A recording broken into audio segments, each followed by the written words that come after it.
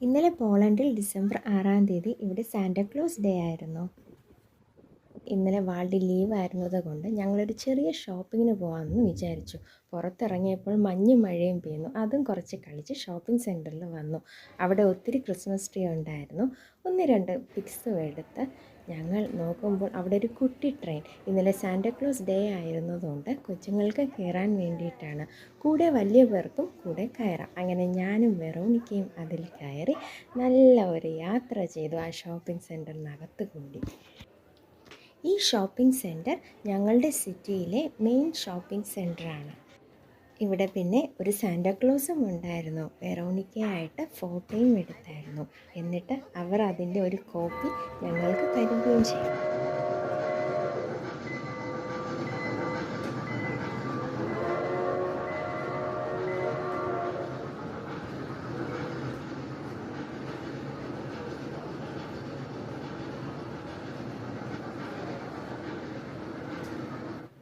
പിന്നെ ഞങ്ങൾ ചെറിയൊരു ഷോപ്പിങ്ങും നടത്തി. വെറോണിക്കയ്ക്ക് ഞാൻ 2 സ്റ്റിക്കർ ബുക്കും എടുത്തായിരുന്നു. തിരിച്ച് വീട്ടിൽ വന്ന് ഞാനും വാൾഡിയും അവളോട് ചോദിച്ചു, നിനക്കിന്നിതിൽ ഏറ്റവും ഇഷ്ടപ്പെട്ട എന്തായിരുന്നു?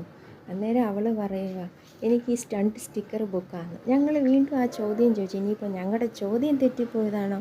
അവൾ വീണ്ടും പറഞ്ഞു, എനിക്ക് ഏറ്റവും ഇഷ്ടപ്പെട്ട ഈ 2 സ്റ്റിക്കർ ബുക്കാണ്. ഞങ്ങൾ വിചാരിച്ചു സാധാരണ പിള്ളേർ പറയുന്നത് സാന്റാക്ലോസ് അല്ലെങ്കിൽ ഈ കുട്ടി ട്രെയിൻ. എനിക്കും കുട്ടി ട്രെയിൻ ഭയങ്കര ഒരു എക്സൈറ്റ്മെൻ്റ് ആയിരുന്നു. ഈ ഉത്തരം നിസ്സാരമാണെങ്കിലും ഞങ്ങളെ അത്ഭുതപ്പെടുത്തി.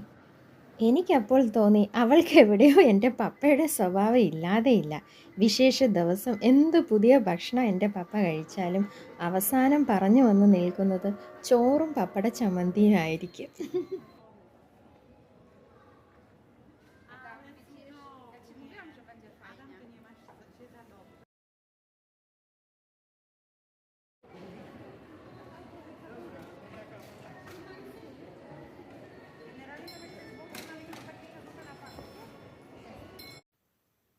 പിന്നെ ഇതെന്നെ ഒരു കാര്യം ചിന്തിപ്പിച്ചു. നമ്മളൊക്കെ കേട്ടിട്ടില്ലേ, പ്രായമായവർ കൊച്ചു പിള്ളേരെ പോലെയാണെന്ന്. ഇപ്പോൾ ദൂരെ മക്കളായിരിക്കുന്നവർ അല്ലെങ്കിൽ കൂടെയുള്ളവർ, പ്രായമായവരുടെ ആവശ്യങ്ങൾക്ക് ഒത്തിരി പൈസ മുടക്കുന്നവർ. പക്ഷേ നമ്മൾ ഈ പ്രായമായവരോട് അവരുടെ അടുത്ത് അവരുടെ ആവശ്യം ചോദിച്ചാൽ ഇതൊന്നും ആയിരിക്കില്ല. വളരെ നിസ്സാരമായ ആവശ്യങ്ങളായിരിക്കും അവർക്ക് ഏറ്റവും കൂടുതൽ സന്തോഷം നൽകുന്നത്. അതും നമ്മളെ അത്ഭുതപ്പെടുത്തും കേട്ടോ.